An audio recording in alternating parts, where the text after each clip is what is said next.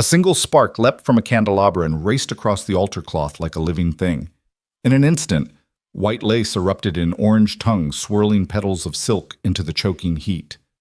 The stained glass windows groaned, then exploded shards of ruby and sapphire raining down in molten arcs. Through the smoke, the bride's screams sliced the air, a sound of pure terror and betrayal. From the chaos, Jack Dawson, single father and former fire captain, surged forward, ignoring the blazing pews that threatened to consume him. His jacket caught flame, but he didn't pause. All that mattered was the woman in white, trapped and terrified. As Jack's arms closed around her, the world narrowed to pounding hearts and scorching air. He carried her into the mountain dusk, unaware that this rescue would become both their reckoning and the spark that set their lives ablaze. If that gave you chills, drop a comment below and hit subscribe so you don't miss part 2 of Eleanor and Jack's unforgettable journey. Let us know where you're watching from, and stay tuned for more scenes that will keep you on the edge of your seat. Eleanor. Blake stood alone in the bridal suite, surrounded by mountains of peonies, roses, and orchids, flowers imported at her family's expense from 3 different continents. The morning light filtered through French lace curtains, painting her reflection in soft pastels. But the woman staring back at her was a stranger. The gown she wore had been passed down through 4 generations of Blake women. Each stitch represented carefully curated alliances, quietly engineered marriages to secure fortune and status. To Eleanor, it felt less like a wedding dress and more like a shackle one she'd agreed to wear her entire life. At 28, Eleanor knew every detail of her meticulously planned existence. She had been doing piano recitals at age 4, Catherian etiquette classes by 12, and finishing the proper Ivy League degree by 22. Her summer internships at her father's investment firm were less about skill building and more about maintaining the family's image in high society. Even her art history major had been chosen for its genteel connotations, unlikely to intimidate the old money elite. This morning she'd woken in a room the size of a small ballroom, a bedroom she'd barely entered, let alone chosen. The antique mirror reflected the weight of legacy, a stiff bodice biting into her ribs, a voluminous skirt rustling like a silk cage. She remembered the hush that fell over her 15th birthday when her mother declared, "Eleanor, you must begin thinking seriously about marriage." The phrase haunted her now, as tangible as the rusted brooch pinning her veil in place. Her fiancé, Charles Whitman, was everything a Blake heir should be.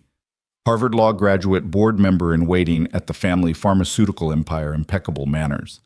He had proposed under crystal chandeliers at the Westchester Country Club, offering a 5-carat diamond that gleamed like gilt.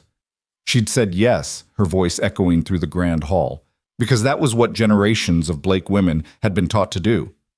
But as the organist in the adjacent chapel played a lilting prelude, Eleanor realized she had never once questioned the script she was following. Even her own thoughts felt rehearsed: smile here, laugh there, feign tears at the right moment. A line in the mirror cracked her carefully polished composure. Was this gilded path really hers to walk, or was she merely tiptoeing through someone else's design? She raised a trembling hand and pressed a fingertip against the lace, feeling the contrast between the fabric's softness and the corset's unforgiving rigidity. She traced the delicate embroidery survivor's lineage stitched into every petal and let out a slow breath. It was then she noticed the flicker of movement behind the mirror's glass, a shadow she could no longer ignore. Down the corridor, muffled laughter and champagne flutes clinking drifted from the reception hall. The sort of celebration her parents had orchestrated since she was a child. Invitations dispatched to senators, CEOs, and old money scions whose names graced university wings and hospital wings. Each guest was a pawn in a legacy-playing chess match that bore little resemblance to genuine joy. A sudden knock at the door startled her. Miss Blake. The voice was crisp, professional. The wedding planner's assistant poked her head into the room, clipboard in hand. Florist says the aisle arrangements need repositioning. The aisle runner has a slight wrinkle. The assistant's tone conveyed urgent crisis, a botanical emergency requiring immediate perfect resolution. Eleanor forced a polite smile. Of course, she murmured, her throat dry, but her heart pounded with something far less composed. She crossed the floor in her pointed toes, each step a reminder of how far she stood from herself. Behind the professional facade, she felt a surge of desperation, a primal urge to run, to rip away the layers of artifice and breathe without protocol, suffocating her lungs. In the mirror's reflection, she saw the assistant's tailored skirt and crisp blouse symbols of a life she'd never chosen. A life in which every wrinkle, every misstep was corrected before it could drift into the public eye. She imagined tearing off the gown, abandoning the clergy's demands, and fleeing into the mountain forest beyond, leaving Charles the diamond ring and 4 generations of expectations in her silken dust.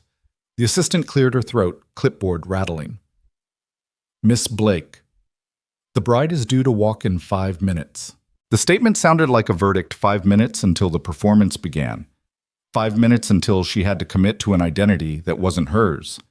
She swallowed hard, steadying her trembling fingers. Eleanor inhaled, letting the floral scents mingle with adrenaline. She pictured the chapel set against the mountain's grandeur, the stained glass windows, the polished pews, the guests seated in rows waiting for her entrance, all of them expecting perfection, all of them oblivious to the fissure opening inside her chest. She lifted her chin until her reflection's gaze met her own. The stranger in white was trembling, but not with fear of the stage. She was trembling with fear of erasing everything she could have been. She imagined Jack Dawson, the man who would risk his life to pull her from a burning chapel, standing at the doors, a beacon of courage she had yet to discover within herself. The knock came again, firmer. "Miss Blake, the minister is ready." Eleanor placed a hand over her heart, feeling its hammering urgency. She opened her mouth to reply, but no words came. Instead, she let the silence stretch, a silent declaration that something had changed. Her future was no longer fixed. With a steadiness that surprised her, Eleanor lifted her veil and set it aside. She stepped back from the mirror, dusting unseen motes from the antique frame. The assistant frowned. "Miss Blake?" But Eleanor shook her head gently as though waking from a dream. "I'm ready," she said. Not the ready scripted for tradition, but the ready born of choice. As she walked toward the door, the corset's bite became a distant memory. The orchid's fragrance shifted from a symbol of legacy to a reminder that life's most beautiful moments are the ones we choose for ourselves. With each step, Eleanor reclaimed the narrative written over generations, and for the first time, she would write her own. Jack Dawson's old Ford rumbled up the winding mountain road, pastel bouquets and ferns stacked neatly in the bed behind him. Lily sat in the passenger seat, her legs dangling just above the worn floor mat sketchbook perched on her lap as she shaded in a row of pine trees. It was early afternoon, the sun dappled through towering evergreens, and the gravel crunch of the chapel's private drive was a familiar comfort. Jack had made this run countless times since trading his captain's helmet for a flower truck, and the routine felt like a warm blanket of normalcy, a gift he could still give his daughter after losing her mother. He shifted the truck into park and popped the tailgate, inhaling the scent of fresh blooms, lavender eucalyptus, and the pale blush of peonies. The chapel sat a stone's throw ahead, a whitewashed timber building with cross-cut windows and a cedar shingle roof that glowed in the afternoon light. It had been decades since anyone had worshipped under its rafters, but weddings had breathed new life into its silent pews. Today's ceremony was for a family of 4 generations, another page in the chapel's storied history. Lily looked up from her drawings. "Can I help Dad?" she asked, already sliding out of the truck with her sketchbook tucked under one arm. Her sneakers scuffed the gravel as she bounded around to his side. Jack smiled at her eagerness. Before the fire, bedtime stories and homework had defined his evenings. Now flower arrangements and delivery schedules gave him purpose, and a way to stay present for Lily in a life defined by loss. He handed her a bundle of white roses and a coil of ribbon. "You're the best assistant a dad could ask for," he said, fastening his cap more securely. Lily beamed, arranging the roses in a simple glass vase just inside the chapel's entrance. Jack lifted the heavier arrangements, a frame of ferns circled with hydrangeas and dahlias, and carried them to the front row of pews, humming a melody he'd once played on piano before the world had grown too heavy. The chapel door was slightly ajar, and Jack paused to push it open the rest of the way. A hush of dust motes drifted through the beam of sunlight, dancing like tiny angels. Everything looked as it should, the wooden aisle runner, the white aisle chairs, the flower girl's petals lined up like pearls waiting to be scattered. He checked his watch, 15 minutes until guest arrival, and allowed himself a moment of satisfaction. Despite dinner rushes and endless paperwork, he was proud of this small business he'd built, Mitchell's Mobile Flowers, where each bouquet came with a side of kindness and reliability. Lily stepped out to adjust a spray of baby's breath, and Jack turned to lift another arrangement, when a crackle broke the calm. Like a distant branch snapping underfoot, it registered first in his chest, an echo from a life he'd tried to leave behind. His veteran's ears spiked at the wrong sound, then a louder pop, more insistent, as if wood and glass were colliding in protest. Dad Lily called pencil stilling on her sketchbook page. She looked to the windows where sunbeams should have streamed in unhindered. Instead, there was a flicker, an orange glow that washed across the whitewashed walls. Jack's heart lurched. He set the vase down with a clatter that sounded too loud in the hush. "Stay here," he said, voice tight but controlled as he strode back to the door. Flames licked at the rafters near the altar, tendrils of smoke curling around pews and drifting toward the back. They weren't supposed to be in here. Wiring had been redone just last week. Weddings weren't supposed to end in disaster. Lily backed away to eyes wide, clutching her sketchbook to her chest. Jack turned to her, the ribbons in his hairbrush trembling as he knelt to meet her gaze. "I've got you," he said, voice steady but urgent. "Go to the truck. Lock the doors, call 911, and wait for me there." She hesitated only a heartbeat before slipping past him, small feet pounding out the chapel doors onto the sunlit lawn. Jack inhaled, tasting smoke and fear. His jacket, once crisp and bright, was already streaking with soot. Memories of his captain's uniform pressed in the pager, crackling to life, the roar of sirens, the precision of every drill. He'd promised himself he'd never have to face that terror again. But the chapel's flames didn't care about promises. He dashed down the center aisle, pushing through a cloud of ashes. The altar was engulfed orange ribbons of fire dancing among the hymnals and the carved lectern. Jack's boots scuffed the wooden floor, and every step pounded like a drumbeat of survival. He reached the first pew, where a toppled frame blocked the bride's path. Here, Eleanor Blake, glittering in her heirloom gown, was pinned. One arm trapped under a snapped beam, her face pale and frantic. She twisted, tears streaking her cheeks, and tried to push the pew away.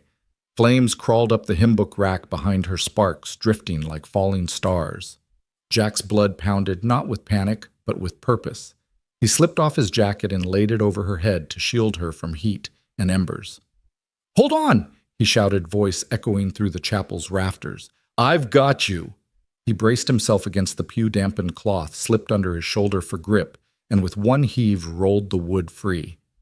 Eleanor's cry of relief was muffled but fierce as Jack bent to free her arm, wincing at the blistering heat. He moved fast, every muscle honed by years of rescue missions. He hoisted her to his shoulder in the fireman's carry, an instinct as reflexive as breathing, and navigated the burning walkway. Red embers spattered at his heels as he stepped onto the chapel's threshold, dragging Eleanor into the afternoon light. He lay her down gently on the dewy grass, smoke curling around their silhouettes, and whipped out his phone. Lily's frantic dialing illuminated the screen as Jack cradled Eleanor, checking for burns, listening for shallow breaths. As Lily's voice crackled through the speaker, "They're on their way, Dad!" Jack pressed a clean hand to Eleanor's shoulder, soot smudging her lace. She looked up, eyes wide with shock, not fear. In that look, Jack saw more than a bride saved from flame. He saw a woman awakening to a life she hadn't chosen, and a father proving that even when life burns you down, you can rise again. Jack rose to his feet, scanning the chapel, as distant wails of sirens drew nearer. The white petals scattered across the grass, untouched by ceremony or tradition, now glowed with a new promise that sometimes when the world ignites around you, heroism and hope can be reborn from the ashes of expectation. Jack inhaled a lungful of acrid smoke as he slammed through the chapel doors, the frame groaning beneath his shoulder. His uniform, once crisp and clean, was now smeared with dust, soot, and an unwelcome sting of embers. The roar of the fire hit him like a freight train, heat rolling out in waves that made his skin crawl. He blinked against the black veil of smoke and the hot ash that floated through the air like sinister snowflakes. For a heartbeat, the sanctuary he'd known, soft hymns, stained glass, glowing in peaceful colors, was gone, replaced by a hell of crackling wood and flickering shadows. His boots crunched over half-melted hymnals and splintered pew ends. Flames licked along the sides of carved oaken benches, sending rivulets of fire snaking down toward the aisle runner. The rich scent of burning cedar assaulted Jack's senses, a reminder of the fire that had claimed his wife's life, a memory he'd tried to bury in every corner of this mountain town. But memories were nothing in the face of danger. He had a job: find the bride and get her out. He dropped to one knee beside the first overturned pew where a half-burnt guest program smoldered. The firelight revealed Eleanor Blake's silhouette slumped beneath the wreckage, her white gown already flecked with soot and ash. She looked as if she'd been carved from marble, pale, statuesque, yet trembling in a frozen hush of terror. Jack's heart constricted at the sight, but he refused to think about his own burned-out hopes or the daughter waiting in the truck.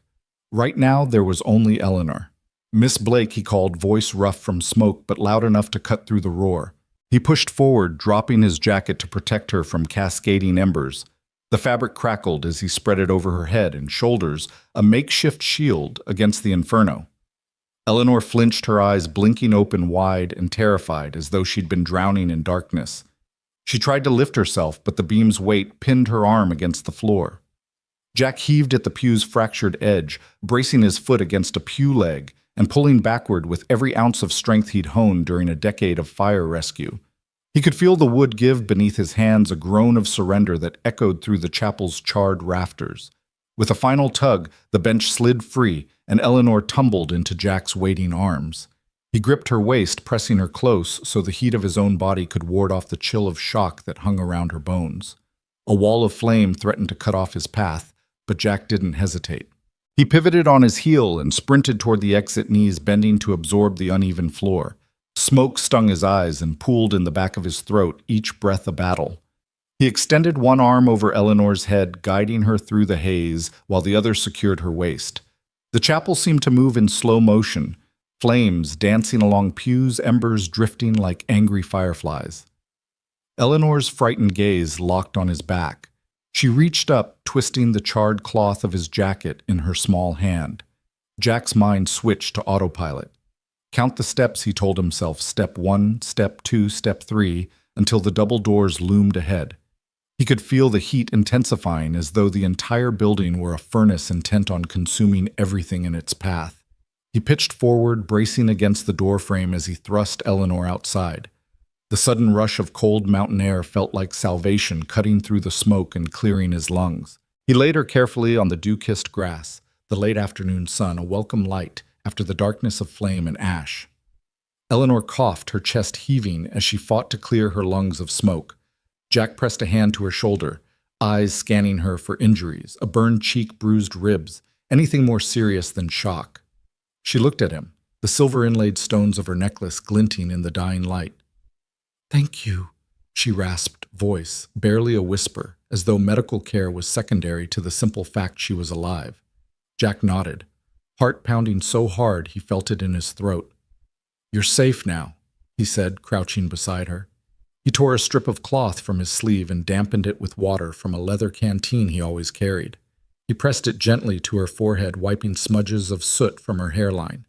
His rough fingertips left streaks of gray ash along her skin, but she didn't flinch. She let him tend to her, a silent trust unfolding between them amid the aftermath of chaos. Behind them, paramedics and local firefighters arrived in a flurry of activity, sirens, blaring hoses, unfurling orders shouted above the din. Jack gave Eleanor's hand a squeeze, half to reassure her, half to steel himself. He rose to his feet, bracing against the world that had snapped into focus, the chapel's facade, hailed by tongues of flame. The crisp mountain air laced with smoke, the worried faces of onlookers gathered beyond the safety perimeter. "Jack?" The voice, urgent and familiar, belonged to Lily, who sprinted across the lawn, sketchbook thrown aside. Her pigtails bobbed wildly as she skidded to a halt beside him. Before Jack could answer, she reached him, eyes brimming with tears. She pointed to Eleanor, then at her father. "You saved her, Daddy," she said, voice cracking. "You're a hero." Jack knelt to gather her into his arms, brushing her hair back gently. She pressed herself against his chest, small body trembling. He placed a hand on Eleanor's shoulder. "She's been through enough," he said. "Let's get her medical care." The paramedics descended, sliding a board beneath Eleanor's knees. One of them placed an oxygen mask over her face, and she nodded gratefully, trusting their professionalism. Jack held Lily's hand as they stepped back. The chapel doors fell inward, collapsing under the blaze's fury. A firefighter trained a hose at the base of the walls, water hissing as it met the conflagration. Jack watched the scene with a heavy heart. Years ago, he'd led rescue missions in city infernos, but this blaze felt different, personal, loaded with echoes of past tragedies.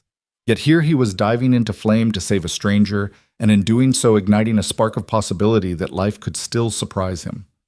He turned to look at Eleanor as she was guided toward an ambulance. She caught his eye, and through the mask's plastic shield offered a shaky thumbs up. In that gesture was gratitude, confusion, and perhaps a dawning recognition that she had a choice to continue living a life scripted by tradition or to embrace something unknown forged in the crucible of crisis. Lily tugged at Jack's sleeve. "Can we stay and watch?" she asked, half excitement, half worry. Jack looked at his daughter, her sketchbook splayed on the grass, pages fluttering in the breeze like white butterflies. He ruffled her hair. "Let's go get a warm blanket and wait for her," he said.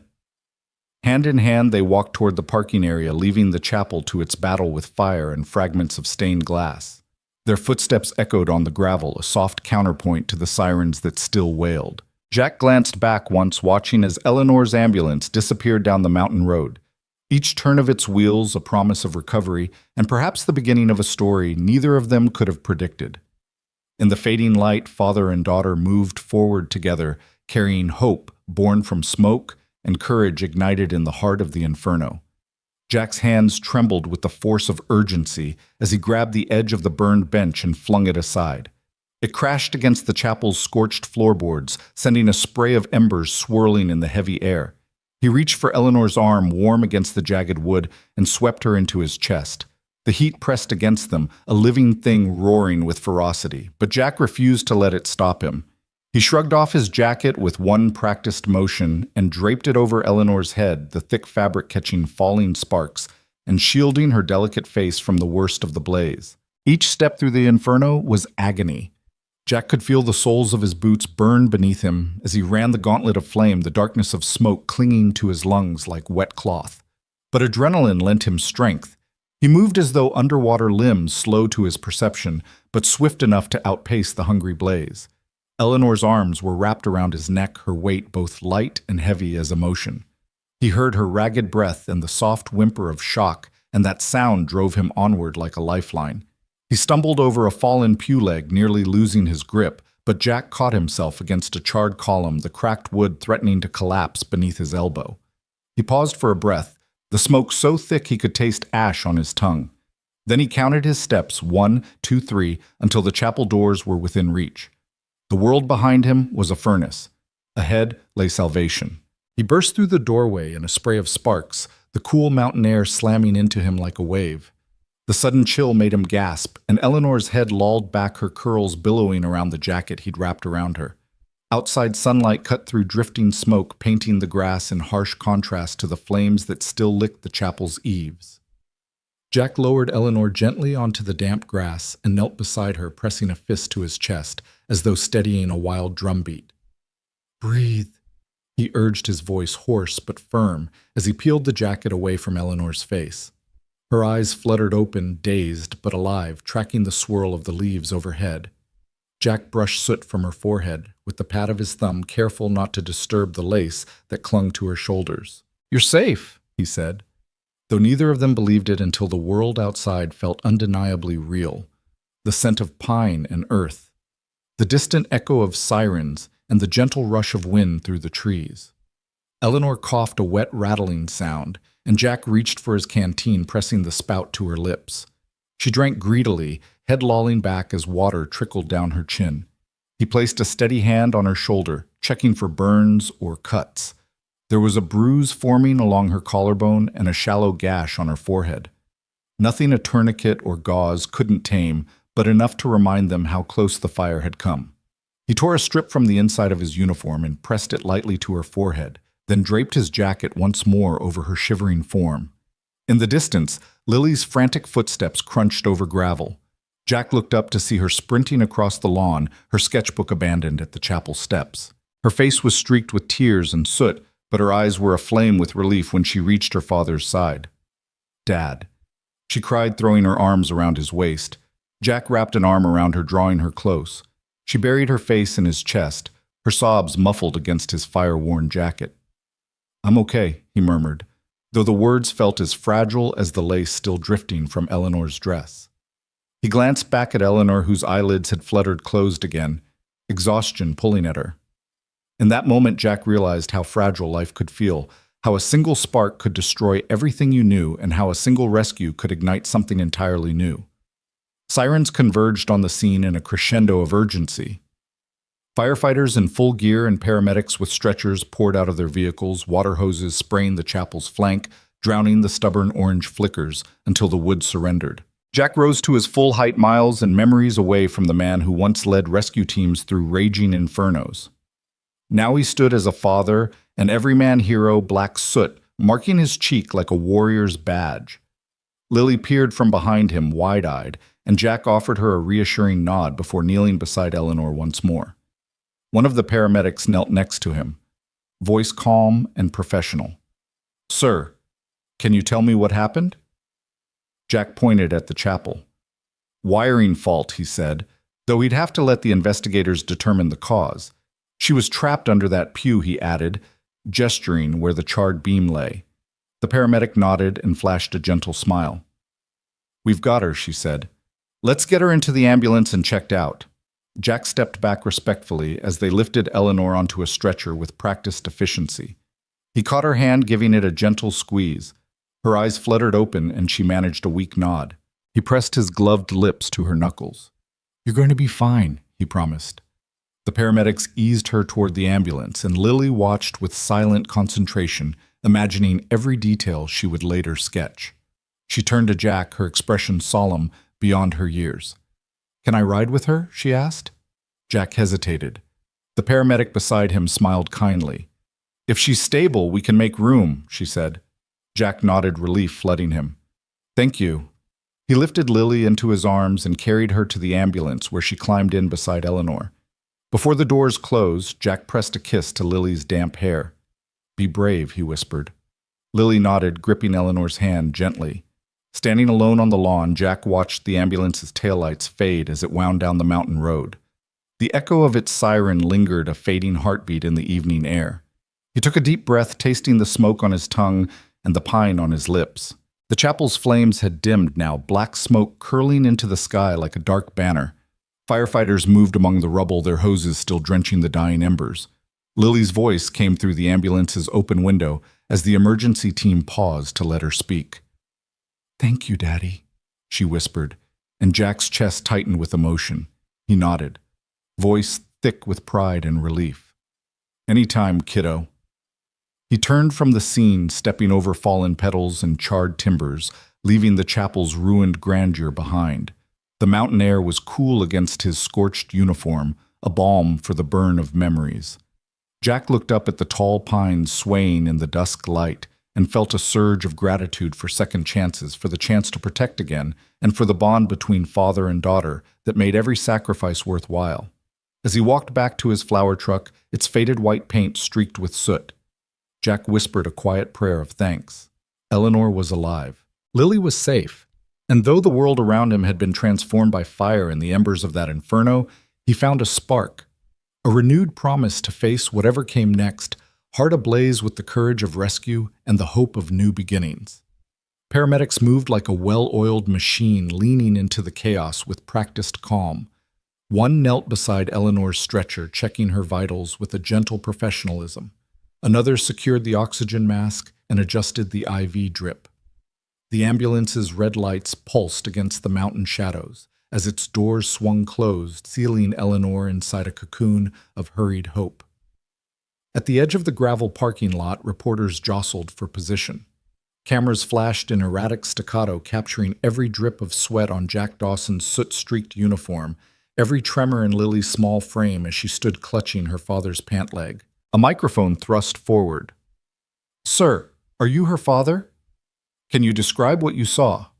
Jack shook his head, lips pressed thin. He wrapped an arm around Lily and guided her away from the glare, but the questions followed voices crashing around them like angry waves. Then Eleanor's family appeared, moving through the crowd in a storm of silk and panic. Her mother, Priscilla Blake, trailed a pale mink stole behind her face, ashen beneath heavy makeup. She pressed a cashmere blanket into the paramedic's hands as though it were a lifeline. She's so cold, Priscilla hissed, voice trembling between outrage and despair. Why didn't they get her out sooner? Who is responsible? Her words cut through the reporter's chatter, bringing them all to a hush. Standing beside her, Eleanor's father, Harrison Blake, was a portrait of controlled fury. His tailored suit was impeccable, even now stained in places by falling ash and splashes of water from the fire hoses. He barked orders at the fire chief, his tone more familiar than welcoming. I want a full report on my daughter's condition, a statement for the press, and someone to cover this up before it becomes a scandal. The chief murmured apologies, his eyes flicking with the deference one showed a man accustomed to commanding boardrooms, not battling blazes. Charles Whitman, Eleanor's fiancé and Harvard law graduate, hovered at the edges of the swirl cell phone pressed to his ear. His tuxedo was untouched by soot. His expression was carefully neutral, as though he were negotiating a merger rather than reacting to mortal peril. He glanced at his watch, then at the photographers before returning to his call. Eleanor's grandmother, clutching her pearls, dabbed a lace handkerchief at her eyes, whining about ruined heirlooms and the implications for family prestige.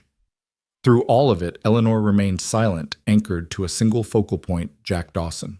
His face smeared with black soot and flecks of ash shone with something Eleanor recognized as pure intent. He'd risked everything, his safety, his peace of mind, his daughter's comfort, to carry her out of a burning chapel as though she were the only person in the world who mattered. He hadn't asked her name, her pedigree, or her bank account balance. He'd simply saved her life. Jack knelt beside Lily, brushing ash from her cheek. She looked up at him, eyes wide with both pride and fear. He offered her a tentative smile and ruffled her hair, his hand still trembling. A photographer caught the moment's tenderness and snapped a photo capturing a single frame of what real devotion looked like in a world obsessed with appearances. Paramedics finished securing Eleanor's stretcher and opened the ambulance doors. The mother rushed forward, blanket in hand, ready to smother her daughter in luxury, but Eleanor held up a hand, stopping her. She struggled to sit up, her voice raw.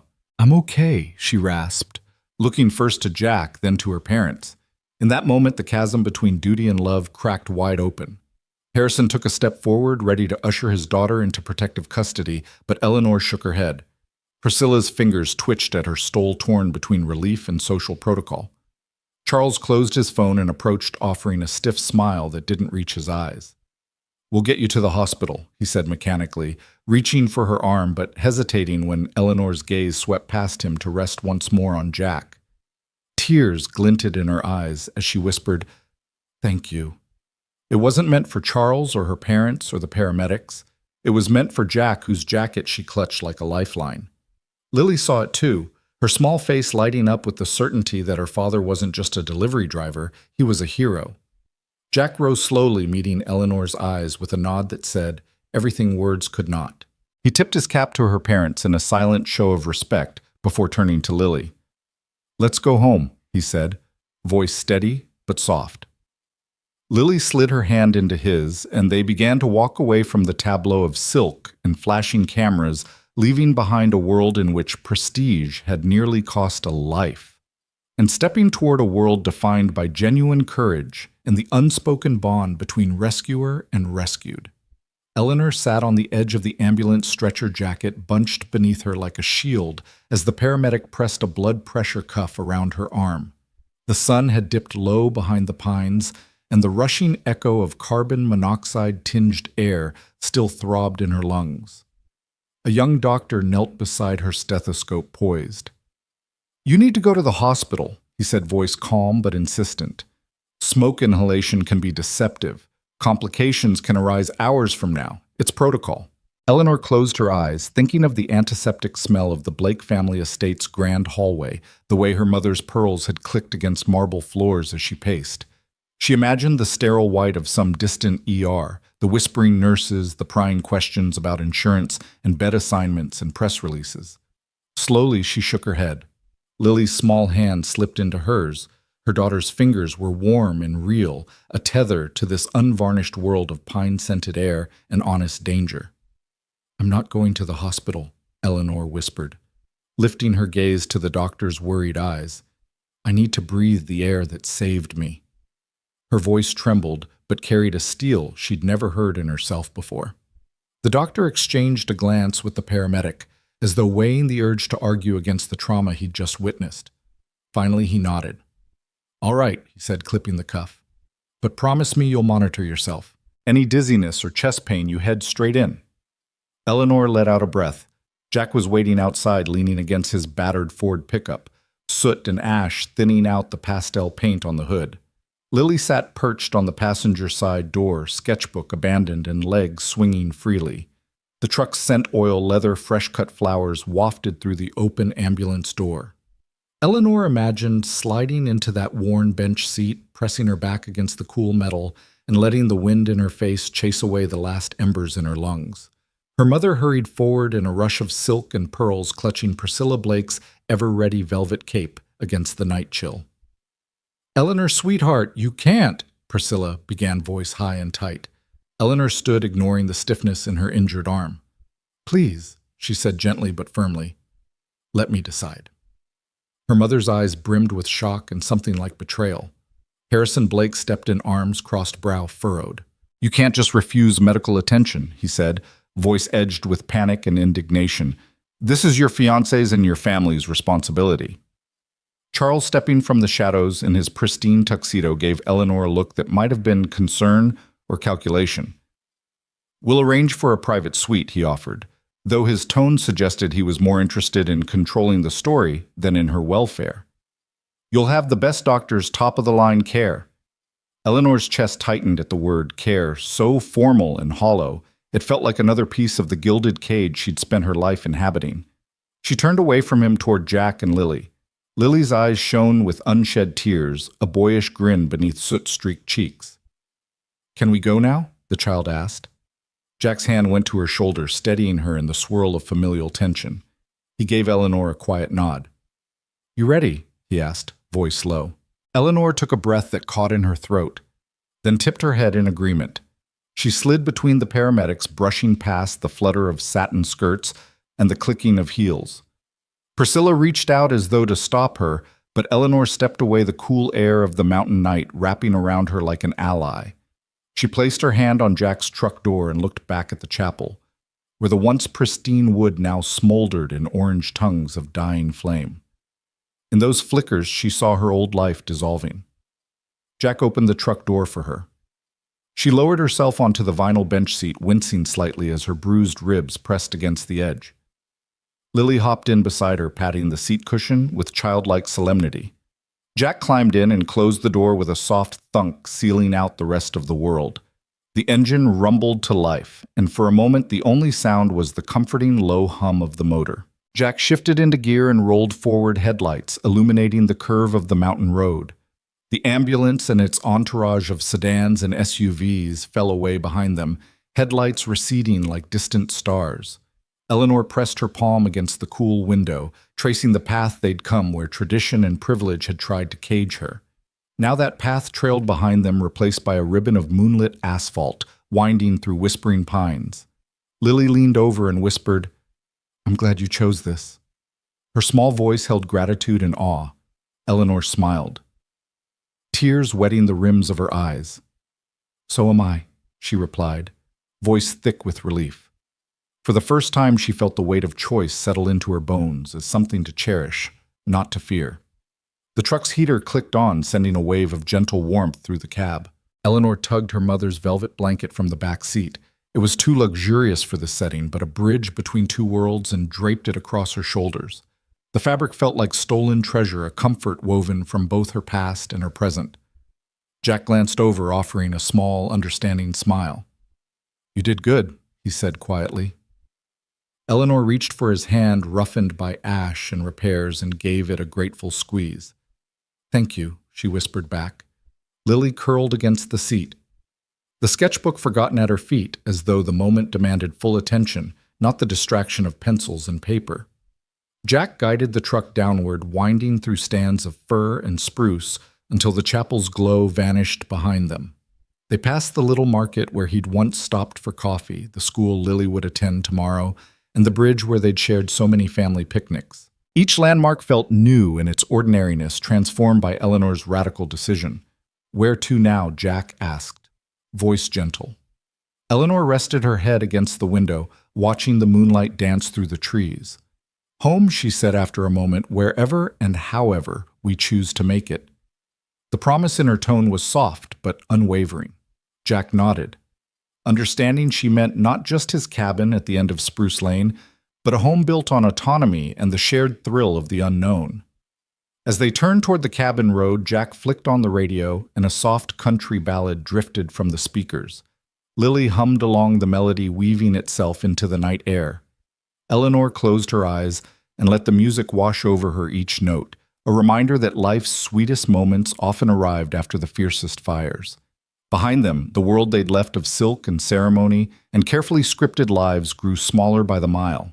Ahead lay the promise of authenticity, a life where choices were hers to make, consequences hers to face, and every breath a testament to her newfound freedom. In the glow of the dashboard lights, Eleanor felt the cage fall away, and for the first time in her 28 years, she discovered the uncharted territory of her true self. The headlights swept over Jack's cabin, just as the moon slipped behind a bank of clouds. Eleanor watched the familiar silhouette, its low roofline settling among wildflower meadows, untended by corporate gardeners, fill her windshield. Jack parked beside the flower truck, the gravel crunching under his tires, and switched off the engine. The world fell into soft silence, broken only by the distant rustle of wind through pine needles. Lily sprang from the passenger seat, her mismatched slippers skidding in the gravel. "Come on," she called over her shoulder, scurrying up the porch stairs. Jack helped Eleanor out of the truck, offering his arm to steady her as she navigated the rough-hewn boards. The cabin door stood ajar, light spilling out like a warm invitation. Inside the living room was awash in amber glow from a single lamp. A woven rag rug lay before a stone hearth, its hearth tools neatly arranged beside a stack of split firewood. Eleanor inhaled the scent of pine smoke brewing stew, and something sweet she couldn't place. Lily dashed to one corner and whisked a fleece robe from a peg near the coat rack. "These are Mommy's old pajamas," she explained, draping the soft flannel around Eleanor's shoulders. "They're big, but you look cozy." Eleanor let the fabric envelop her, its worn softness, a far cry from the French silk and lace she'd shed, and felt a curious flutter of comfort. She followed Lily toward the kitchen where a pot simmered on the stove. Jack stood at the counter stirring a wooden spoon through a thick mix of vegetables and broth. He glanced up and offered her a small, honest smile. "Hot cocoa?" he asked, nodding at a shabby enamel mug on the table. "Yes, please," Eleanor replied, voice tentative and trembling with gratitude.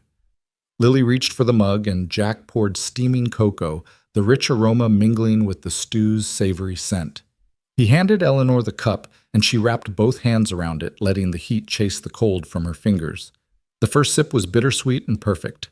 Lily pressed her sketchbook into Eleanor's hands. "I drew you," she whispered, eyes bright. Eleanor knelt to see the page, a cabin framed by mountains, a flower truck in the drive, and two stick figures, Jack waving, Lily hugging an oversized teddy bear. "It's beautiful," Eleanor said, brushing a tear from her cheek. Lily beamed and returned to her wildflowers. Jack set two mismatched bowls on the table and ladled the stew into them. He slid a plate of thick, crusty bread off a cooling rack, its aroma yeasty and warm. Eleanor took a seat across from him, the pillows on her chair rough but welcoming.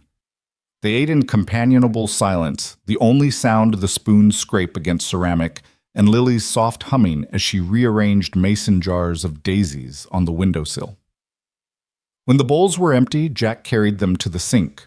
Eleanor followed, placing her cocoa mug beside them.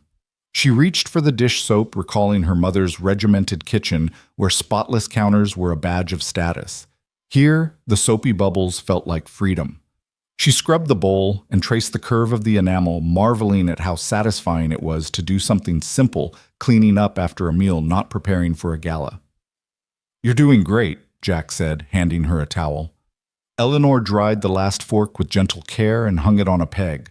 A draft whispered through a crack in the window frame, carrying the scent of meadowgrass and distant rain. She closed the window latch, smiling at the way the cabin seemed to come alive with every sound and scent, as if celebrating her presence rather than scrutinizing it. Lily scampered down the hallway, followed by a squawk.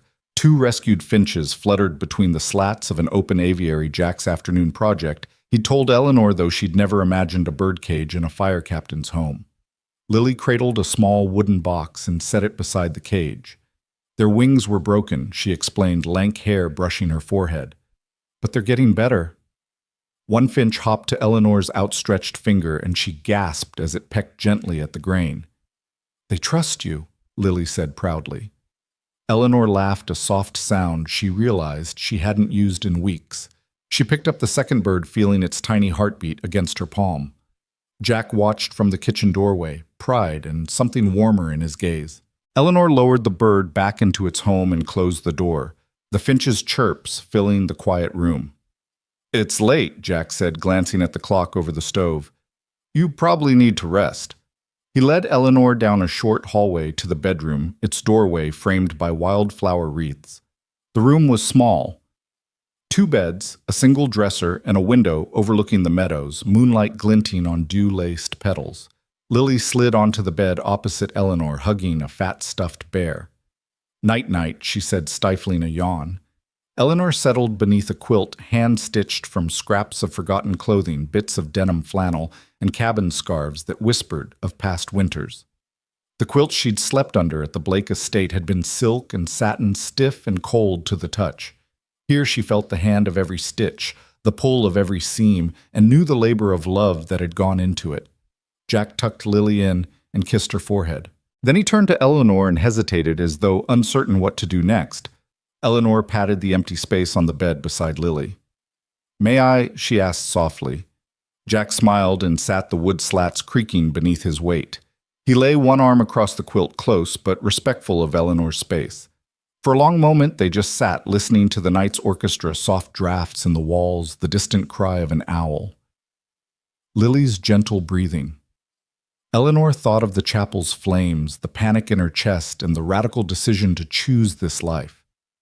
Now that she was here, she realized how much she'd missed the absence of prying eyes, the absence of expectation, the absence of pretense. "I can't remember the last time I slept through the night," Eleanor admitted, voice a whisper in the hush. Jack nodded. "The first few nights in this cabin I woke every hour thinking I heard alarms or cries for help. Took me a while to remember I wasn't at the station anymore." He ran a hand through his hair, ash still clinging to dark strands. "I still check on Lily sometimes, even though I know she's right there in bed." Eleanor's gaze lifted to his profile, soft in the lamplight.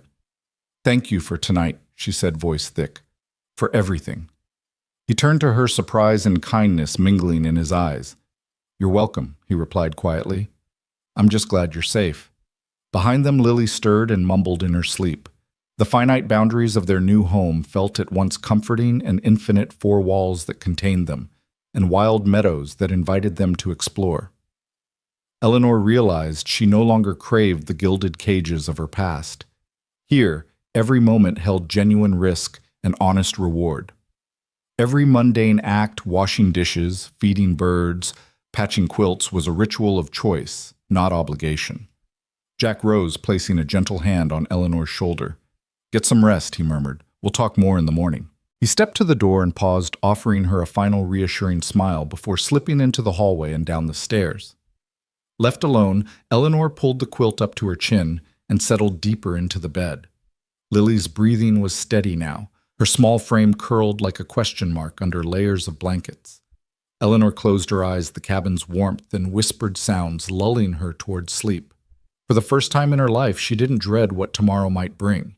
Instead, she felt calm certainty that whatever came next, she would face it on her own terms, and with allies who valued her for who she truly was. The quilt's patchwork pressed gently against her cheek, a tapestry of choice and chance stitched into a whole. Eleanor exhaled, the night's hush folding around her like a promise. Home was not a place of perfection, but a space where one could breathe freely, laugh without an audience, and grow in the company of those who welcomed every aspect of her imperfect humanity. As sleep claimed her, the wildflower meadows outside whispered of new beginnings yet to bloom. The sun climbed higher each morning, painting Jack's cabin in golden hues that became Eleanor's new alarm clock. Instead of the Blake estate's rigid schedule, her days began with the hum of cicadas and the soft creak of Jack's ancient kitchen door. On her first morning at the town library, Eleanor discovered the world was bigger and smaller than she'd ever known. She'd arrived in stiletto heels and a satin gown, Now she slipped into sensible loafers and faded jeans, her hair pulled back in a loose ponytail. The librarian, Mrs. Henderson, greeted her with a knowing smile. "Ready for your first shift, Miss Blake." Eleanor supplied, feeling a flush as the name felt both foreign and familiar. "Just call yourself Ellie." Mrs. Henderson said, her voice a warm invitation. "We start by shelving returned books and help with computer queries. No suit required." Shelving books proved surprisingly satisfying.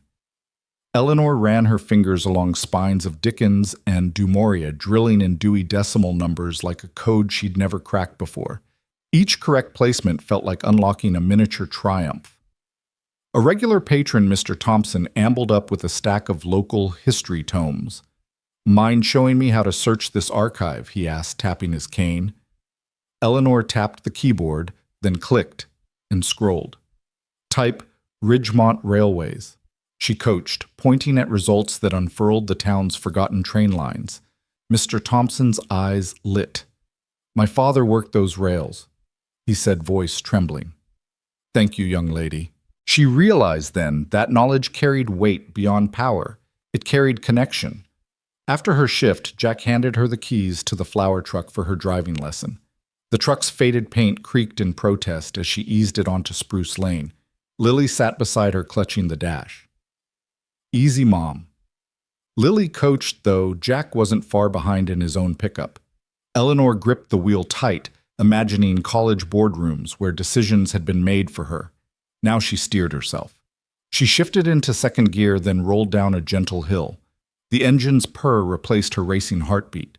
She navigated the curves, passing fields where wildflowers bowed in the breeze. At the chapel, she stopped smoothly. No crisp valet training required. Lily cheered. "Great job," Jack called over the radio. Eleanor wanted to laugh. Driving became a metaphor for her life. Learn the controls, trust yourself, and keep moving forward. Back at the cabin, meals arrived from scratch. Jack handed her a pile of vegetables and a recipe for ratatouille. Eleanor chopped peppers, unevenly garlic, clenching her knife hand. The air filled with the scent of onions caramelizing. She tossed the mixture into bubbling tomato sauce, stirred with a wooden spoon that felt alive in her grip. When dinner landed on the table, Lily dug in with gusto. Jack raised an eyebrow. "You might have a future as a chef," he said. That night, Eleanor brushed through Lily's hair. Her daughter leaned back, eyes drifting closed. As she braided the strands over the act, felt like stitching together her own unraveling confidence. Lily's small whisper. "Thank you, Mom," echoed in Eleanor's chest like a victory bell. On Thursdays, the library hosted a Tech for Seniors hour. Eleanor guided Mrs. Jenkins through email attachments, then showed Mr. Alvarez how to enlarge text on the screen. Watching their slow but determined mastery, Eleanor felt her heart swell.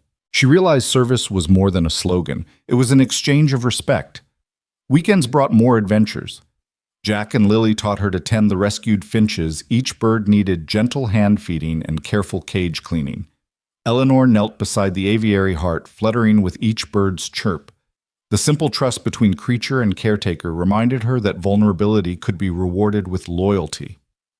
One afternoon, Jack invited her to help deliver wedding bouquets to a couple wed in a meadow. Eleanor arranged wildflowers in mason jars, her fingers stained with pollen. The bride, radiant in a simple linen dress, clasped Eleanor's hand and said, "This is perfect. No cameras, no pedigrees, just genuine joy." Eleanor felt tears prick her eyes. In that moment, she understood the difference between performing for applause and creating something that made people feel known. Her evening settled into peaceful rhythm. She read novels borrowed from the library on the porch swing, the pages rustling in the breeze. Sometimes Jack joined her, and they talked about small things, the changing seasons, the wildflowers peeking through gravel, the track of the North Star. Conversation was no longer an exercise in propriety. It was discovery. A month into her new life, Eleanor found a letter on the kitchen table, an apology from the Duke and Blake Foundation asking for her official condition update. She stared at the envelope. Once such correspondence would have sent her into panic deadlines, press releases, familial obligations. Now she crumpled the letter into her palm. She wanted to handwrite her own reply, but even more, she wanted to live free of scripted demands. Beside her, Lily laughed at a joke Jack told. They were a makeshift family weaving new patterns of love and responsibility. Eleanor realized that every choice she'd made recently, from shelving books to cooking dinner, had chipped away decades of expectation. She was learning to live on her own terms. Late that night, she lay in bed, the quilt a patchwork of homegrown stories. She pictured her old bedroom at the Blake estate, immaculate but cold, a stage set. Here, her room smelled of cedar and lavender. Her dreams unstructured and full of possibility.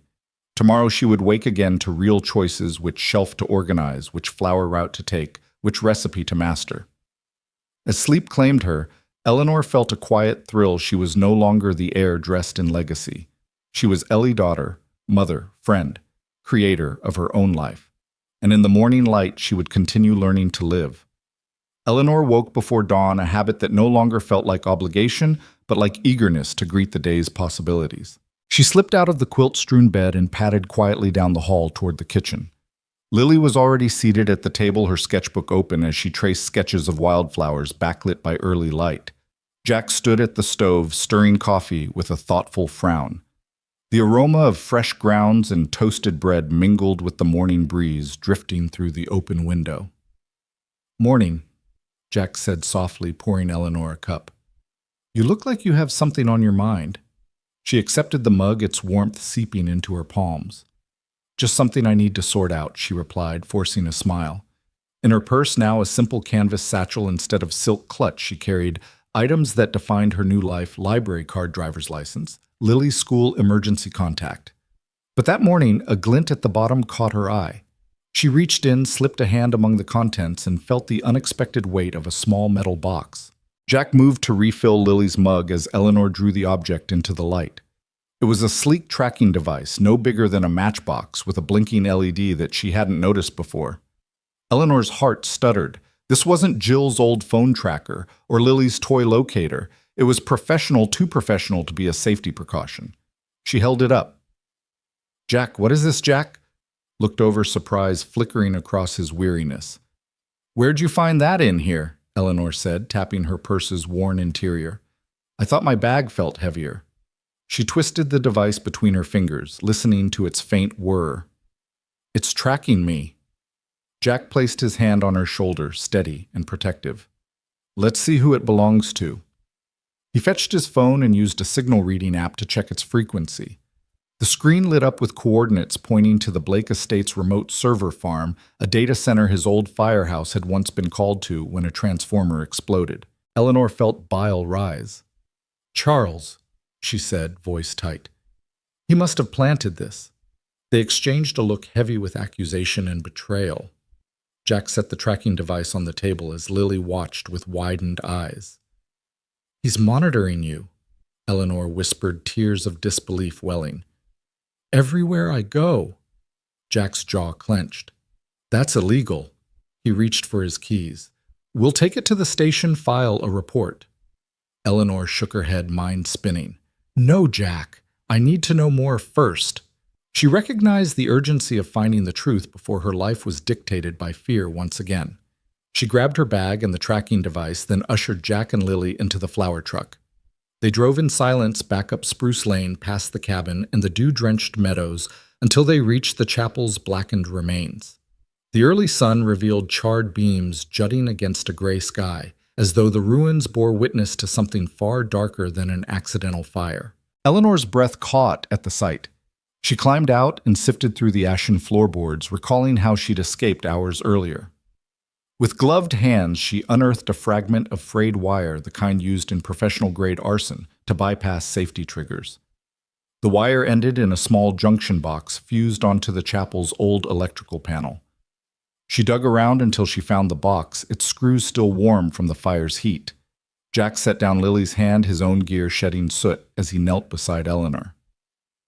"This wasn't an accident," she said, lifting the charred wiring. "He wired it to spark at the exact moment of the ceremony, maximum drama. Minimal witnesses injured." Eleanor's voice trembled not from cold, but from rage. "He intended to scare me into obedience. Or worse." Images flashed through her mind, the 3-second hesitation at the altar, Charles's cold smirk, her parents' frantic choreography as they tried to control every aspect of her life. The realization hit like a punch. Charles wasn't a partner. He was a jailer. She stood wiping ash from her hands on her jeans. He wanted to eliminate my resistance, she said, voice quiet but firm. He thought a near-death experience would keep me in line. Jack placed a steady hand on her arm. You're safe now, he said. But we need to decide what comes next. Eleanor looked at the cabin in the distance, her new sanctuary of choice and consequence. She thought of Lily's laughter, the library's gentle rhythm, the freedom she'd found among rescued birds and wildflowers. Charles has lost the right to protect me, she declared, voice carrying across the empty chapel grounds. I'm not going back to that life. She turned to Jack. I need to tell someone I trust, she said. I need a record of this legal proof. Jack nodded and pulled his phone from his pocket. He dialed the local sheriff's department, recording his call on speaker. As he spoke, explaining the evidence they'd uncovered. The tracking device. The wiring Eleanor's fiancé's controlling behavior. Lily hugged her legs, silent but resolute in her support. When the sheriff arrived, Jack handed over the evidence, the device, the charred wiring Eleanor's testimony. Eleanor stood tall beside him. No longer the trembling bride, but a woman reclaiming her own narrative. The sheriff listened, eyebrows raised in solemn understanding, then promised a full investigation. As the deputies bagged the evidence and measured the damage to the electrical system, Eleanor wandered among the collapsed pews, breathing in the crisp mountain air. Each breath felt like liberation, her own heartbeat, her only judge. She thought of Charles waiting at the Blake estate, his calls and texts unanswered on her silenced phone. He would never understand this world of real consequences and genuine care. Jack joined her, handing her Lily's sketchbook.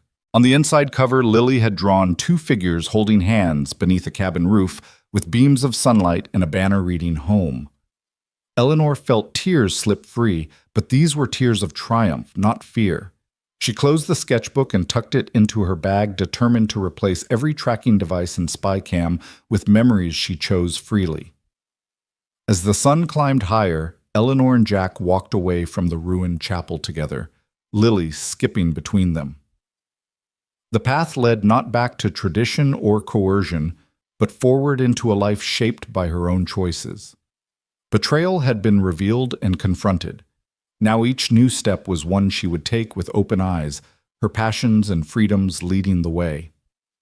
In the distance, the wildflower meadows beckoned their colors brighter for her newfound clarity, an endless field of possibilities waiting to be claimed. Eleanor pushed open the cabin door just after sunrise, the pale light filling the room with quiet possibility. Jack sat at the rough-hewn kitchen table, empty mug in hand, staring at the scattered evidence before him. The small tracking device, the charred wiring, and her written notes detailing Charles's betrayal. Lily still slept, curled beneath the quilt in the next room, trusting the morning to bring her mother's return. Jack looked up, his dark eyes reflecting both pride and worry. You found everything, he asked, softly gesturing to the evidence laid out like a crime scene in miniature. Eleanor nodded, pulling a chair around to face him. She folded her hands in her lap, feeling the weight of what had happened settle on her shoulders, not as a burden, but as a mantle of hard-won truth. I did, she said, and I talked to the sheriff. They'll handle it from here, Jack exhaled, running a hand through the ash still clinging to his hair. Good. I'm sorry I tried to keep you from it. I only wanted to protect you. A flicker of pain crossed Eleanor's face. I know, she replied quietly, and I'm grateful in many ways you taught me what protection can mean. But I needed to stand on my own. Jack's shoulders slumped fractionally, the reality settling in that his instincts as a rescuer sometimes clashed with her need for autonomy. He leaned forward, resting his elbows on the table. I don't want to lose you, he admitted, voice low. I care about you so much I can't think straight sometimes. Tears threatened to spill, but Eleanor blinked them back. She reached across the table and placed a gentle hand atop his. The contrast was striking her soft fingers against his calloused knuckles. I don't want to lose you either, she said. But love isn't about wrapping someone in cotton wool. I need room to breathe, to make mistakes, to choose my own path, even if that path leads me away from you at times. Jack swallowed hard, the tension in his jaw easing as he acknowledged her truth. You're right, he said, nodding slowly. I've been trying to fight your battles, but sometimes the bravest thing is to let you face them yourself. Eleanor squeezed his hand. Exactly. She paused, eyes flicking to the window, where sunlight danced on the wildflower meadow beyond. I'm moving into the apartment above the bakery today. It's closer to the library, and I can afford it on my salary. The words felt foreign, yet exhilarating as they passed her lips. Jack's gaze followed hers, picturing the small building with its pastel storefront and the scent of morning bread wafting through open windows. He nodded, a bittersweet smile tugging at his mouth. I think you'll like it there, he said. You deserve a place that's entirely yours. Eleanor stood and began gathering her things, the tracking device, a framed photo of Lily's sketch of the cabin, a small stack of her favorite library novels.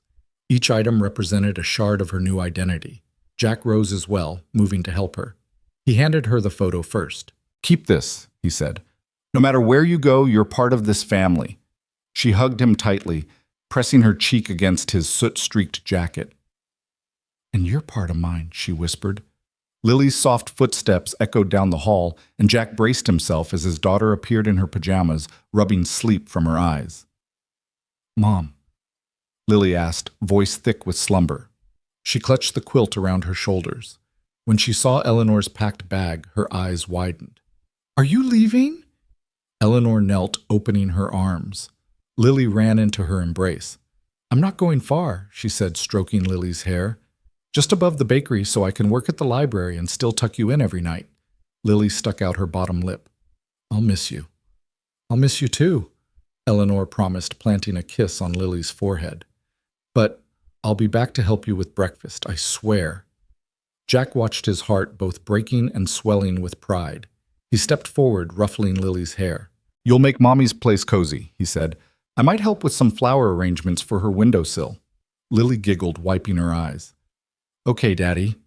Eleanor tucked the last novel into her bag and stood. She turned back to Jack, their eyes meeting across the small kitchen table, and she felt the pulse of possibility between them. Thank you for everything she said.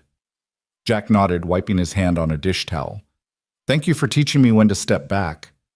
They embraced one final time, different from the urgency of rescue, and more like the embrace of partners acknowledging each other's strengths and limits. Eleanor pulled away, picked up Lily's hand, and led her to the door. Jack lingered, watching them shoulder to shoulder as they stepped into the crisp morning air. He closed the cabin door behind them and slipped back inside. The silence felt sacred, a pause between what had been and what was to come. He walked to the table and picked up the tracking device, then the wiring fragment tokens of betrayal that had set both of them free. With a decisive flick, he dropped them into the fireplace's cold hearth, imagining the blaze that would never come. Outside, Eleanor and Lily walked arm in arm to the bakery across the lane. Windows glowed with the warm promise of baked bread and new beginnings. Eleanor paused on the stoop, turning once to wave at Jack's cabin silhouetted against the dawn. He waved back, small but steady. In that moment, Eleanor felt the quiet power of standing on her own, the knowledge that love could survive distance, that protection need not suffocate independence, and that every choice she made would be her own. She took Lily's hand and stepped through the door into her new home, ready for a life of her own design. Eleanor had just finished helping Mr. Nguyen navigate the library's new catalog system when she heard a shy voice at her elbow. Miss Ellie. She turned to see Lily standing there, wide-eyed, clutching something rolled in her small fist. The child's mismatched socks peeked out from under a skirt, way too big, and her cheeks still bore remnants of morning cocoa. Eleanor offered her a warm smile. Hey, kiddo, what are you doing here after school? Lily's lower lip quivered. I have something for you. She unfurled a crumpled sheet of paper, the edges smeared with purple crayon. I drew it. Eleanor took it, gently smoothing the creases. Across the top in Lily's neat rounded letters were 3 stick figures, a tall one labeled Dad, a shorter one beside him labeled Lily, and another figure labeled Eleanor. Beneath them the words, Come home, please. Eleanor's heart lurched. Around them the library's hum of quiet conversation and turning pages seemed to fade away. She looked up at Lily, her bright, earnest eyes fixed on Eleanor's face, waiting. The child's plea was simple, but it reverberated through Eleanor's chest like a bell. Come home, her daughter had written. Please. A wave of emotion flooded Eleanor's cheeks. She knelt to Lily's level, brushing a stray curl from the girl's forehead. "Oh, honey," she whispered, voice thick. "This is beautiful." She folded Lily into a gentle embrace, her arms tight around the small frame. Lily buried her face against Eleanor's shoulder, nodding into the softness of Eleanor's sweater. Nearby, a few patrons glanced over Mrs. Henderson behind the desk, offered a sympathetic smile recognizing the moment's tenderness. Eleanor pulled back and took a steadying breath. "Thank you for this," she said, smoothing Lily's hair. "It means more than you know." Lily wiped her tears with the back of her hand and gripped Eleanor's hand with determination. "I miss you here," she said. "And Dad misses you too." Eleanor's eyes fell to the sketch, to the simple names and shapes that captured a family's essence better than any photograph or formal portrait ever could. Eleanor rose, lifting Lily into her arms. "Let's go get some ice cream," she suggested, brushing away the last of her tears with a quick blink. Lily brightened immediately. As they walked past the shelves, Lily waved the drawing at Mrs. Henderson. "She's coming back, right?" The librarian called out, voice gentle. Eleanor offered a nod and a grateful smile. "I'll definitely be here," she promised. Outside, the afternoon air was crisp, the sky brushed with the soft pastels of early evening. Eleanor held Lily's hand as they crossed the street to Rosie's Creamery, the little shop with the hand-painted sign and the bell that tinkled when you opened the door. They chose 2 scoops of strawberry and waffle cones, and Eleanor watched Lily savor each bite, her freckled nose wrinkling in delight as pink dripped onto her chin. Eleanor let the warmth of the cone seep into her fingers as she thought about the words on that drawing. "Come home, please." It wasn't just a request to return to Jack's cabin at the end of Spruce Lane. It was a child's longing for unity and witness, a glimpse of what family meant when love, rather than protocol or protection, was at its core. That evening, Eleanor hung Lily's drawing on her fridge above the little kitchenette in her apartment above the bakery. The cramped space was functional, a single bedroom, a tiny bathroom, and a combined living kitchen area furnished with thrift store finds. But to Eleanor it was home, her own domain, where she chose every color on the walls, every meal she cooked, every book she read. Yet amid her independence, the plea from Lily reminded her that autonomy and connection were not mutually exclusive. Later, with Lily tucked in at the neighbor's spare bedroom and the little apartment silent except for the hum of night insects through the open window, Eleanor leaned against the counter. She traced the crayon lines under glass-taped protection. Beneath the image of her family, she saw hope and vulnerability entwined. She pulled out her phone and stared at Jack's name saved in her contacts. Jack Dawson, hero dad. She didn't call. Instead, she closed her eyes and let the memory of Lily's handshake, Jack's steady presence, and the soft glow of cabin lamplight wash over her. Family wasn't about walls or addresses. It was about bearing witness, watching each other grow, making space for mistakes, and returning when called. Eleanor flicked off the light and climbed into her own bed. Dawn would bring new challenges, work at the library, flower deliveries beside Jack's truck, cooking classes, school events for Lily. But tonight, she felt whole. The crayon drawing shimmered in her mind, a simple plea that reminded her standing on her own had taught her strength. Coming home taught her love. And as she drifted to sleep, Eleanor knew that tomorrow she would embrace both with all the courage and compassion she had found. Sunlight streamed through the canopy of maple leaves as Jack navigated the winding stretch of rural road toward Pinehurst Farm. The scent of fresh-cut hay mingled with the wildflowers that lined the path, a living testament to the free-spirited celebrations he, Eleanor, and Lily now crafted together. A hand-painted sign at the driveway's entrance read, "Dawson and Blake Celebrations, Your Story, Your Way." The banner draped across weathered posts fluttered in a breeze that felt like promise. Eleanor sat beside him in the passenger seat of their renovated flower truck, clipboard balanced on her knee. She tapped her pen against a carefully sketched seating chart. The Meriwether Voss wedding, she mused. Smiling at the couple's names requires mismatched vintage china and bluebonnets alongside the chapel ruins. She traced the curve of a table layout, her mind dancing with possibilities. The bride, a local artist who painted murals under streetlights, had requested no ivory aisle runner or frilly bouquets, just authentic elements to tell her story. Eleanor's heart swelled. This was exactly the kind of wedding she had dreamed of planning, unbound by tradition and rich with personal meaning. Lily sat on the truck's running board, camera in hand, legs swinging as she shot angles of the farmhouse's stone walls. Each click captured candid emotion, the way a groomsman steadied his cufflinks, the flower girl chasing butterflies across the lawn, the grandmother examining her daughter's painted bouquet with misty eyes. Lily's photographs had become the company's secret signature images that spoke of life unfolding naturally, much like the wild meadows she'd once sketched under Jack's watchful eye. They arrived at the barn, its red paint worn by seasons of sun and snow. Inside, long wooden tables gleamed under Edison bulbs, and hay bales were draped with quilted blankets for casual seating. Jack hopped out, adjusting his tool belt and running a quick safety check on the fire extinguishers and first aid kit. In 5 years as a fire captain, then flower delivery man, he'd learned that every celebration needed thorough contingency plans just in case. Eleanor admired his meticulous nature, which balanced her creative whims and ensured that spontaneity seldom tipped into chaos.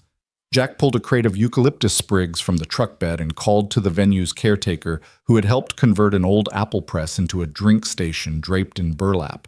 "These go on the arbor," Jack instructed, handing over the fragrant greenery. Then he tested the camp lanterns hung above the dance floor, flicking each on and off to confirm the wiring's integrity. His hands moved with practiced ease, leaving no detail unattended. Eleanor watched him for a moment, remembering the first morning she'd arrived here, still groggy with uncertainty, clutching Lily's crayon drawing of Dad, Lily, and Eleanor. Jack had welcomed them, offering her mismatched pajamas and life's small rituals. Now they stood as equals in a partnership forged through smoke betrayal and reclaimed autonomy. She unlocked the barn doors for the caterers and handed off final vendor payments, her checkbook organized in color-coded sections that would have once impressed any boardroom but now only delighted her clients. Upstairs, Lily crouched on a hay bale, adjusting her lens to capture the barn's rafters strung with lanterns and ribbons that fluttered like dancers. She preferred real moments over staged poses. The shy kiss behind a quilted backdrop, the ring bearer lost in reverie with his stuffed bunny, the tearful hug between a mother and daughter, hearkening back to Eleanor's own journey. Each shot was a testament to Dawson and Blake's ethos, authenticity above all. By mid-afternoon, the Merriweather Voss party began to arrive, friends from art school, local farmers, a few city émigrés seeking rustic charm. They greeted Eleanor with genuine warmth, unhurried by formal protocols. Eleanor shepherded them to the refreshment stand where lemonade was served in mason jars and a vintage phonograph played Audrey Hepburn songs. The bride's mother, a floral artist in her own right, marveled at Lily's blooms arranged in milk glass, mismatched to each table's color palette. "Your daughter has an eye," she told Jack. He beamed with fatherly pride. Eleanor slipped away to address a last-minute concern. The cake toppers had arrived slightly off-center. She straightened the hand-carved figures of the bride and groom, ensuring the groom's paint didn't scrape against the frosting. Nearby, the DJ tested the speakers for the first dance. Eleanor overheard him ask if he should start with a classic waltz or something more upbeat. She walked over, gently tapping his shoulder. "They wanted street band jazz, remember?" she reminded him. He grinned and switched to a lively New Orleans brass track, the notes rolling through the barn like sunlight through stained glass. Outside, Jack joined Eleanor and leaned against the barn post. He offered her a tumbler of iced tea, its amber depths cool against their palms. "Feels good, doesn't it?" he said, voice soft with contentment. Eleanor sipped and nodded, watching Lily photograph a giggling group of cousins chasing fireflies in the meadow's edge. "It does," she agreed. "We're building something that matters." She raised her glass in a silent toast. Jack touched her glass with his. "To second chances," he said, recalling the fire that had brought them together and the autonomy Eleanor had fiercely claimed. "And to chosen families."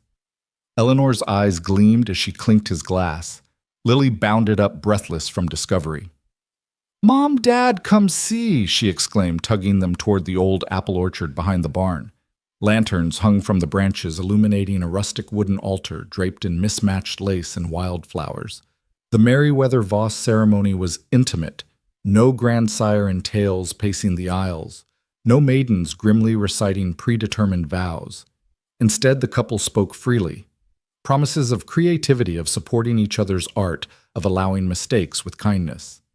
Eleanor stepped forward to hand the bride a simple wreath of daisies Lily had woven that morning, and Jack stood at her side ready in case someone fainted or the branches overhead decided to rain petals. After the vows, Jack escorted the mother of the bride to a seat near the front row, and Eleanor collected Lily in her arms.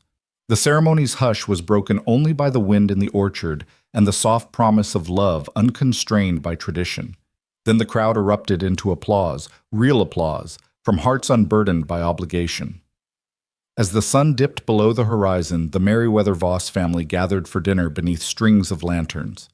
Eleanor delivered a heartfelt speech thanking everyone for trusting Dawson and Blake to honor their story. Jack's bouquets were arranged at each table, their petals a fragrant nod to new beginnings. Lily's photographs played on a vintage projector, ghostly images flickering on a barn wall capturing laughter tears and the unguarded moments that made the day unforgettable. When the last guest bid farewell, the three of them lingered amid the nest of chairs and scattered petals. Jack packed the remaining flowers into their truck, humming a melody he'd once played on piano. Lily scrolled through her camera, selecting the best shots for social media and tomorrow's scrapbook. Eleanor tucked stray ribbons into her pocket and gathered the leftover fairy lights, each act a small victory of planning and presence. They climbed into the truck together, Jack at the wheel, Eleanor beside him. Lily between them, head cushioned against Eleanor's shoulder. The engine rumbled to life, and they headed down the gravel driveway toward Spruce Lane. Cool night air washed over them, scented with earth and celebration. As they passed the quiet cabins and meadows, Eleanor looked at her family. A former fire captain turned event safety expert, a once gilded heir, now a planner of authentic joy, and a bright-eyed child capturing life's genuine beauty. In that moment, Eleanor realized that from the ashes of expectation they had forged a legacy of choice and compassion. The road ahead would hold new challenges, book signings at the library, next season's wedding fairs, school recitals.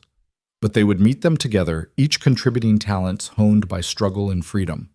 Lily lifted her camera and snapped a quick photo of them all leaning out the truck windows, grins wide, and unself-conscious wildflowers a blur in the background. They laughed as the flash lit the cab, and Eleanor felt her heart swell with purpose. They were not bound by the scripts of tradition or the strictures of protocols. They were a family chosen bound by the willingness to grow, to protect, without suffocating, and to celebrate each other's true selves. As the road unwound into darkness, the truth shone brighter than any lantern, guiding them onward toward new celebrations, new stories, and the enduring courage to begin again.